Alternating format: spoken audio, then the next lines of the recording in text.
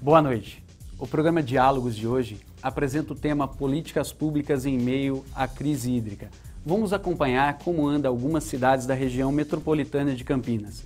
E para falar sobre esse tema, temos aqui em nossos estúdios o cientista político, professor Wagner Romão. Boa noite, professor. Boa noite. É a partir de agora no Diálogos.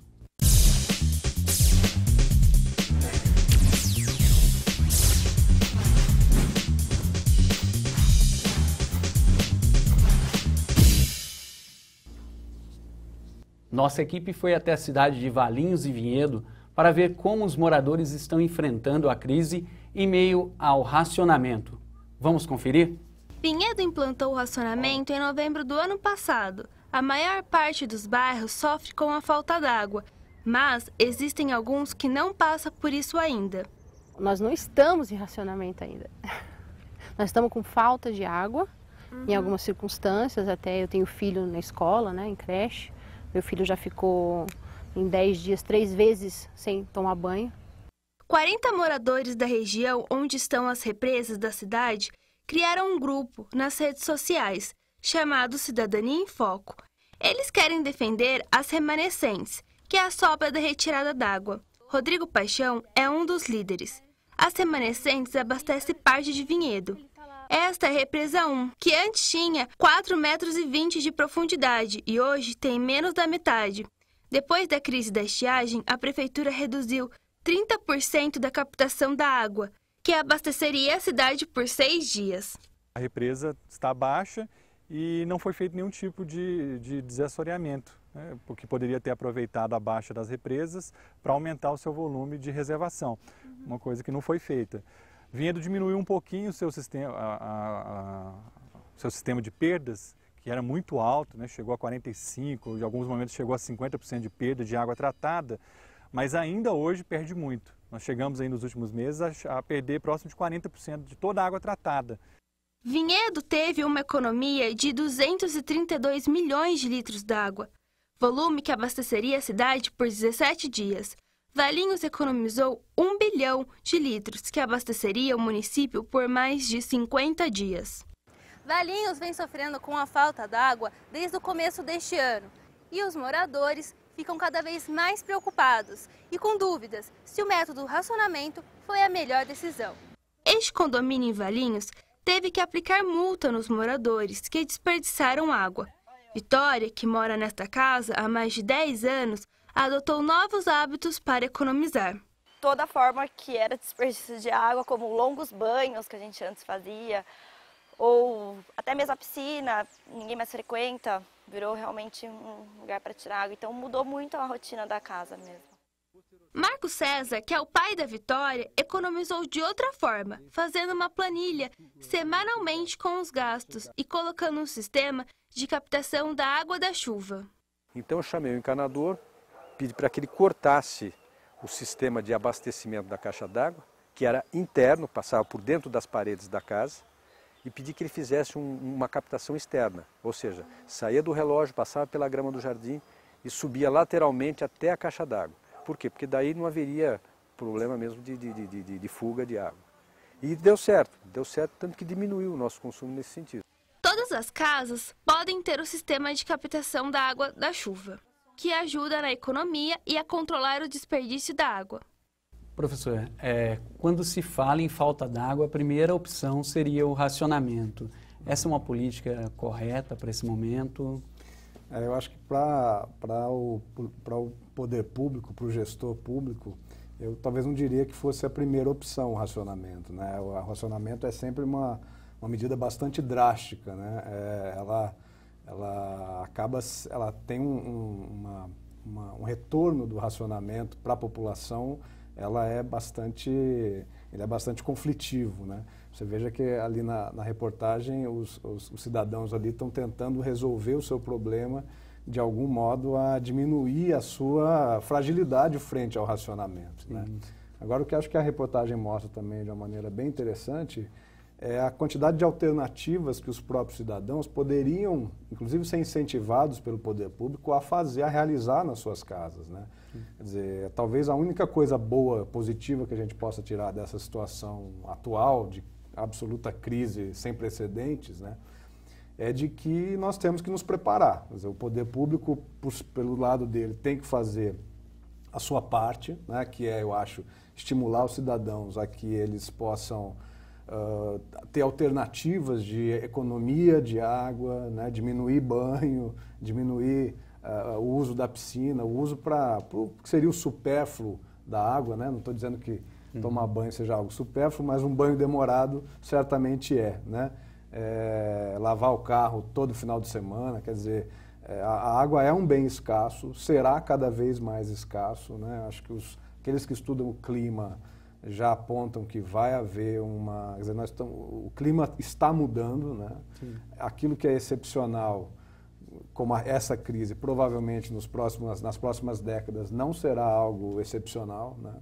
Então eu penso que deve haver, tanto da parte da sociedade, né, dos cidadãos, da sociedade civil, das organizações que trabalham, que militam esse tema, né? Deve haver o estímulo a que os cidadãos repensem a sua própria relação com a água, como também o poder público precisa se mobilizar, né? Veja que o meu colega lá de Valinhos aponta a questão das 40% de perdas, né, naquela água que já foi captada, que já foi tratada e que é perdida nos vazamentos e problemas de bombeamento, etc., né? Isso não é uma questão só de Valinhos, isso também acontece. Isso acontece no Brasil inteiro e isso acontece no mundo inteiro, né? E esse investimento nesse tipo de tecnologia não é um investimento barato. Acaba sendo, por enquanto, né, acaba sendo mais fácil captar água do que investir nesse controle de vazamentos. Mas acho que de algum tempo, de agora para adiante, nós vamos ter que investir, as companhias de saneamento vão ter que investir nesse tipo de resolução do problema, né? Certo, professor. E falando de racionamento, a população de Vinhedo ainda tem dúvidas. Vamos acompanhar alguma dúvida? Tá vendo esse corte de manhã, né? E a gente está controlando bem na parte de economia. Vamos lavando calçada, né? Nem carro ultimamente, que uma calçada não tem sede. Ultimamente costuma lavar muito calçada, negócio. Então, usando com o correto mesmo, né? Economizando o máximo possível, né? Tem que se bater mais nessa tecla para economizar mais, né? Orientação do povo, né? Eu queria saber se o racionamento realmente é só por falta de chuva ou tem mais alguma outra questão aí envolvida aí? Falta de planejamento? Professor, é a dúvida, né? Falta de chuva ou então a falta de planejamento das prefeituras? Acho que são os dois, né? Acho que, quer dizer, na verdade, acho que a gente não pode pensar só no problema local. Quer dizer, eu entendo que aí o cidadão de Valinhos, o cidadão de Vinhedo, o cidadão de Campinas, mas água é um problema regional, né? A água é bacia hidrográfica, a água é capacidade de absorção de represas que muitas vezes ultrapassam as fronteiras de municípios e às vezes de estados, né? Então há um problema de gestão pública. Eu não sei se me parece que o modo com que nós temos resolvido a questão da gestão da água, né, me parece que não é se não é o melhor modo, não é o modo mais adequado, deve ser refeito, né, deve ser repensado. O fato de existirem municípios, estados e o próprio governo e a própria União, além disso, as empresas de água e de saneamento dos municípios, né, outras que têm um âmbito regional, outras que, enfim, controlam represas específicas, quer dizer, esse tipo de governança, né, da questão da água, me parece que está entrando numa... Quer dizer, a crise não é só porque falta d'água. Claro que não choveu, isso, alguns dizem que de 50 em 50 anos esse tipo de coisa acontece, mas certamente que há uma questão de planejamento envolvida, né? A cidade, por exemplo, a cidade de São Paulo, ela não cresce, ou ela tem crescido muito menos. Mas se a gente pensar as bordas da região metropolitana de São Paulo, elas continuam crescendo. A mesma coisa acontece em Campinas. O crescimento populacional de Campinas diminuiu de intensidade, mas a Jaguariúna, Indaiatuba, Valinhos, Vinhedo continuam sendo cidades que continuam crescendo.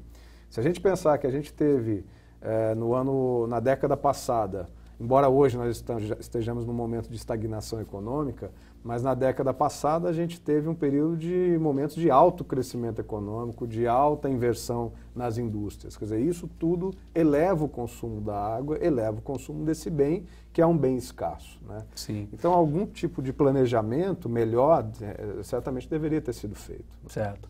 Professor, e agora nós vamos para um breve intervalo e no próximo bloco nós vamos ver a questão de multas que a Prefeitura de Campinas já adotou essa política de multas juntamente com a Sanasa, então nós vamos ver isso.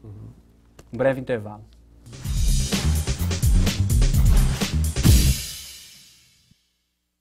Desde 1982, a assistência judiciária da PUC Campinas oferece serviços jurídicos a pessoas com dificuldades financeiras. A assistência judiciária fica na Avenida Orozimbo Maia, número 176. Para mais informações, ligue 3232-9109.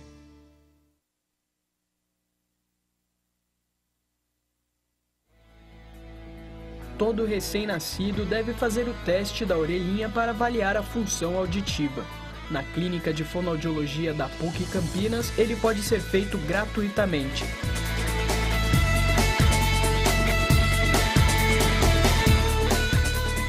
Mais informações pelo telefone 3343-6843.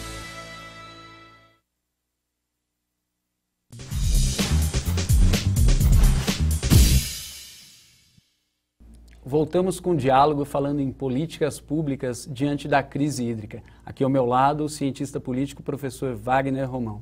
Professor, a Prefeitura de Campinas autorizou já há 6 meses a Sanasa a estar multando quem for pego desperdiçando água. E até agora nenhuma multa foi aplicada e a Sanasa, quando questionada, diz que é por falta de pessoal. São 350 agentes para fiscalizar 1.200.000 pessoas. Eu pergunto para o senhor, essa política de aplicar a multa se pegar desperdiçando, não seria melhor incentivar o desconto para a pessoa, se a pessoa tiver uma economia real na sua conta, um desconto na conta? Eu acho que aí tem uma questão que é um pouco o que é a jurisdição da Sanasa, o que seria ações possíveis da Prefeitura de Campinas, né? A Sanasa é uma empresa, provavelmente deve ter tido algum tipo de cálculo sobre o fluxo de caixa da empresa e lá o pessoal deve ter identificado que diminuir o preço da tarifa, dar desconto, poderia ser prejudicial ao seu balanço financeiro. Acho que aí é uma questão que, claro, a população deve se manifestar, porque, afinal de contas, trata-se de educação coletiva, né, para tentar sair de uma situação difícil. Quer dizer, não pode ser uma decisão, me parece, unilateral, mesmo que seja de uma empresa, de uma autarquia municipal, mas não me parece que uma decisão unilateral seja o caso. Agora, há uma série de outras possíveis ações, né, que pudessem, por exemplo, estimular condomínios, né? Quer dizer, a gente tem condomínios enormes, né, sendo cada dia criados na cidade de Campinas, inclusive invadindo a zona rural da cidade, e que me parece que não há nenhum incentivo, a não ser que esteja enganado, sobre, por exemplo, a construção de poços artesianos, né? Quer dizer, que poderia ser não só para o próprio condomínio, isso é muito bom, porque é um recurso que, claro que também no longuíssimo prazo também tem os seus limites, mas que poderia ser uma solução bastante econômica para o problema da água para aquele conjunto de pessoas. E diminuiria o peso, o impacto frente aos outros cidadãos, né? Então me parece que a multa ela não pode ser a única. A multa me parece que já é ruim, né? E me parece também que ela não poderia ser a única solução, né? Há uma série de outras possíveis também que deveriam ter sido consideradas, né? Certo. Me parece que as prefeituras, elas pensam em mexer no bolso da pessoa, que só a pessoa sentindo no bolso que ela vai acabar economizando. Seria mais ou menos por aí. Mas na multa a gente sente no bolso, mas também no desconto também sente, né? Sim, certo. Professor, a questão que o senhor estava falando das bacias.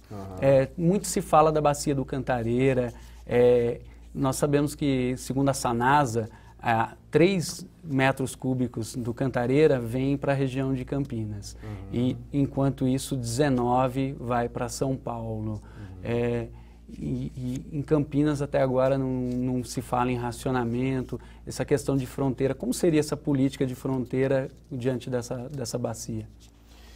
É uma questão relativamente complexa, né? Veja, a região metropolitana de São Paulo, ela não recebe a água apenas do complexo Cantareira, né? Ela recebe da Billings, ela recebe do Alto Tietê, ela recebe de uma série de outros reservatórios e de alguns rios também que tem a água tratada e canalizada para essa região. Óbvio que a região metropolitana de São Paulo tem lá, acho que sei lá, algo em torno de 10 vezes ou 8 vezes mais população e mais concentração industrial que a região aqui de Campinas, né? Há também todo o complexo PCJ aqui, né, Piracicaba, Capivari, Jundiaí, que também acaba servindo essa região. A questão da água, ela precisa ser entendida como uma questão, no mínimo, regional, né? Me parece que as alternativas que são limitadas a uma decisão municipal, e aí esse é um problema, porque quer dizer, se nós temos um comitê, se nós temos um consórcio PCJ, se nós temos um comitê de bacias hidrográficas, né? Quer dizer, esse é um modelo de participação, inclusive da sociedade civil, articulada aos gestores públicos. Me parece que a decisão unilateral de um município, ela não pode ser a tônica dessa política, né? Certo. Professor, e a Prefeitura de Campinas, ela está adotando uma política de água de reuso, e é o que nós vamos ver depois do intervalo.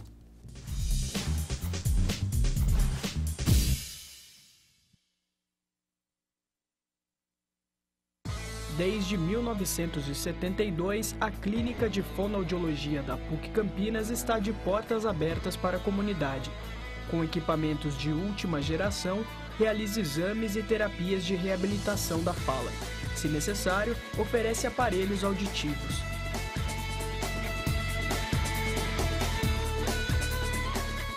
Mais informações pelo telefone 3343-6843. Problemas auditivos ou de comunicação são fáceis de serem tratados se descobertos logo cedo. Na Clínica de Fonoaudiologia da PUC Campinas, os pequenos pacientes podem realizar exames, terapias e, se necessário, receber aparelhos.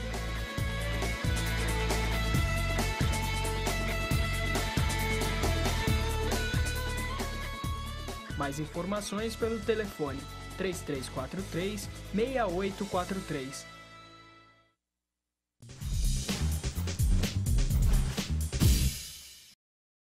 Estamos de volta falando de políticas públicas em meio à crise hídrica. Aqui ao meu lado, o professor Wagner Romão. A Prefeitura de Campinas, ela tem uma política de água de reuso, professor. E a nossa repórter, Beatriz Alencar, foi até a Sanasa para conferir como é essa política. A água de reuso é uma alternativa econômica ainda pouco conhecida para a preservação das reservas de água potável, e Campinas é a primeira cidade no Brasil que tem regulamentação para adotar esse novo tipo de sistema. A crise hídrica, ela mostrou que ela não é passageira. A crise hídrica aqui na região de Campinas, ela veio para ficar. A Sanasa foi uma das primeiras empresas da América Latina a produzir água de reuso através de processos físicos e biológicos, sem a utilização de produtos químicos. Então, se as empresas, principalmente as indústrias, o comércio parar de utilizar água potável, água tratada e começar a utilizar a água de reuso, eles já vão estar contribuindo significativamente aí com 10% que nós retiramos do rio, ou seria, a empresa precisaria retirar menos 10% de água dos rios. O Círculo Militar de Campinas aderiu ao sistema e utiliza a água para a irrigação dos jardins e quadras que precisam ser mantidos pelo clube. Mas para isso, foram necessárias algumas mudanças.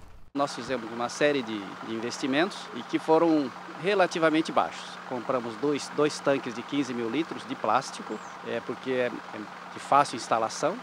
Então tivemos que construir uma base para receber esses tanques e todo o encanamento até levar as caixas d'água que abastecem os campos e as quadras. O sistema de reuso é um dos caminhos para combater a crise hídrica, mas existem estabelecimentos que procuraram uma maneira diferente de economizar água. Nós acionamos a água apenas 2 vezes, uma para molhar o carro, fazer a lavagem e posteriormente o enxágue dele. Então é muito pouca água que é utilizada. Você utilizando lavadoras de alta pressão, você economiza cerca de 80% do que você gastaria de água de uma torneira aberta normalmente, sem pressão. A água de reuso não deve ser usada para consumo humano, sendo somente ainda vendida a indústrias e empresas. Nós vendemos a água potável hoje a R$ 2,12 o metro cúbico. A água de reuso sai a 1,40 mil litros de água. Então a vantagem é muito grande. Esperamos com isso economizar bastante água, né, a água potável que a gente usa para fazer rega, né, e ter um resultado financeiro mais satisfatório e buscar a sustentabilidade, que essa é a nossa preocupação. Atualmente a Sanasa já disponibilizou 400 mil litros dessa água de reuso, dentre eles 300 mil para a Prefeitura de Campinas. Professor, a água de reuso seria uma boa saída nesse momento? Mas sem dúvida, né? Eu acho que tem que ser buscadas todas as opções possíveis, inclusive para evitar aquilo que é a solução mais drástica, que é o racionamento de água, né? Acho que talvez o que seria interessante é que fosse possível, não só que, como eu disse, né, não pode ser uma política desarticulada da outra, né? Não basta a Sanasa atuar nesse tipo de reutilização da água sozinha. É preciso que haja algum tipo de ação de política pública, e nesse caso nós estamos pensando em política pública que seja articulada, por exemplo, aqui o cidadão ou os clubes da cidade possam ter algum tipo de benefício, né, ou desconto ou abatimento no seu IPTU, eventualmente, né, pelo fato de terem gastado um pouquinho além da conta naquele determinado ano para construir lá, para ter as 2 grandes caixas d'água, né. Quer dizer, é claro que o Estado não deve financiar todo tipo de ação da sociedade civil, das organizações, dos condomínios, mas algum tipo de incentivo é possível, né? Quer dizer, é sempre necessário. Sempre quando a gente está pensando na modificação de hábitos, na reorganização de clubes ou na reorganização de condomínios, de empresas, né? Algum tipo de incentivo, algum tipo de sinalização de que está ocorrendo uma mudança no campo governamental, é preciso que seja feita, né? Então me parece que esse tipo de iniciativa é extremamente louvável, mas deve vir articulada de políticas mais amplas que possam incentivar, inclusive, esse tipo de prática. Certo. Professor, nós vimos políticas de racionamento e políticas de água de reuso. Esse ano é um ano de eleição. Uhum. Se não fosse um ano de eleição, essas políticas seriam diferentes? O senhor acha que as prefeituras estariam pensando diferente nessa questão da água? Você veja que no próprio caso das prefeituras, de algumas prefeituras, não houve opção, né? Itu também é um outro caso aqui próximo da gente, em que há um racionamento já há muito tempo, né? Quer dizer, embora o próprio governo estadual não admita que há um racionamento, aponte apenas que há uma diminuição do bombeamento em determinados momentos do dia, né? A população afetada acaba percebendo, né? Sim. Então, de certa forma, o racionamento é uma medida drástica, mas as outras medidas, como especialmente a diminuição de bombeamento, né, é também algo que afeta a população. Vamos esperar aí para ver se depois das eleições ou chove ou algum outro tipo de ação deve ser tomada, né? E aí acho que aqueles que estão apontando que mesmo em 2015 não haverá racionamento, devem ter algum tipo, devem ter como sustentar esse seu posicionamento, né? Certo. Professor, já estamos sem tempo. Eu agradeço a presença do senhor aqui. Foi um prazer. Muito obrigado. E vamos ficando por aqui. Até o nosso próximo encontro. Até lá.